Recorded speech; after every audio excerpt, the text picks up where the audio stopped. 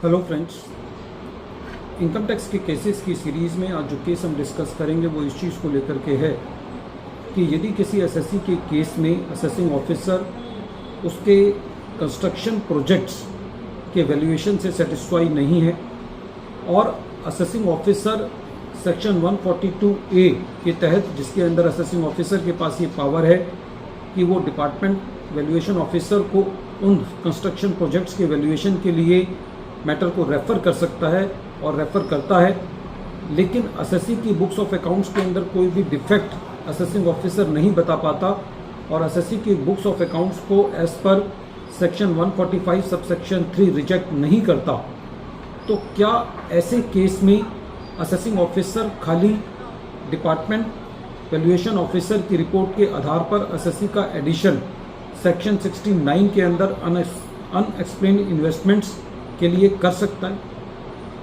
यही issue honourable Telangana high court ने अपने एक केस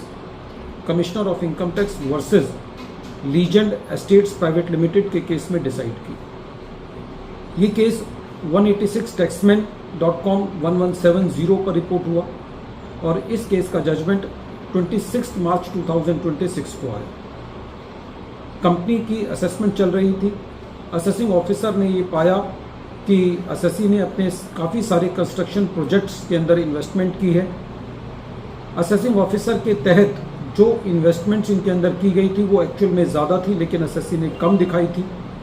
इसीलिए असेसिंग ऑफिसर ने सेक्शन 142A के तहत उन प्रोजेक्ट्स की वैल्यूएशन के लिए डिपार्टमेंट वैल्यूएशन ऑफिसर को रेफ़र किया। डिपार्टमेंट वैल्यूएशन ऑफिसर ने उन प्रॉपर्टीज़ का वैल्यूएशन करके असेसिंग ऑफिसर को अपनी रिपोर्ट बना करके दी और असेसिंग ऑफिसर ने उस रिपोर्ट के आधार पर जो वैल्यूएशन आई और जो असेसी ने अपनी बैलेंस शीट के अंदर वैल्यूएशन दिखाई थी उसके डिफरेंस को ये मानते हुए कि असेसी ने ये अनएक्सप्लेन्ड इन्वेस्टमेंट्स की हैं सेक्शन 69 के तहत, उसको असेसी की इनकम में सेक्शन 69 में ऐड बैक किया।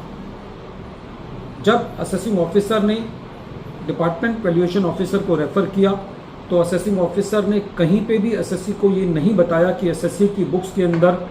क्या डिफेक्ट है और ना ही सेक्शन 145 सबसेक्शन 3 के तहत असेसी की बुक्स ऑफ अकाउंट्स को रिजेक्ट किया। असेसी की जो मेन दलील थी वो ये थी कि सेक्शन 142A के तहत डीवीओ को तभी मैटर रेफ़र किया जा सकता है जब असेसिंग ऑफिसर सेक्शन 145 सबसेक्शन 3 के तहत असेसी की बुक्स ऑफ अकाउंट्स को रिजेक्ट करे, उनको ना माने, और तभी वो वैल्यूएशन करके उस वैल्यूएशन रिपोर्ट के आधार पर असेसी का एडिशन कर सकता है। जब ये मैटर ऑनरेबल कोर्ट ने सुना तो कोर्ट का ये कहना था कि प्रेजेंट केस के अंदर असेसिंग ऑफिसर ने असेसी की बुक्स ऑफ अकाउंट्स में कोई भी डिफेक्ट नहीं पाया, उस बुक्स ऑफ अकाउंट्स को रिजेक्ट नहीं किया। तो ऐसे केस में यदि असेसिंग ऑफिसर खाली डिपार्टमेंट वैल्यूएशन ऑफिसर की रिपोर्ट को रिलाई करके सेक्शन 69 के अंदर अनएक्सप्लेन्ड इन्वेस्टमेंट्स के बतौर असेसी की एडिशन करता है तो ये एडिशन जस्टिफाइड नहीं है। फ्रेंड्स, ये केस बहुत इम्पॉर्टेंट इसलिए है कि खाली असेसिंग ऑफिसर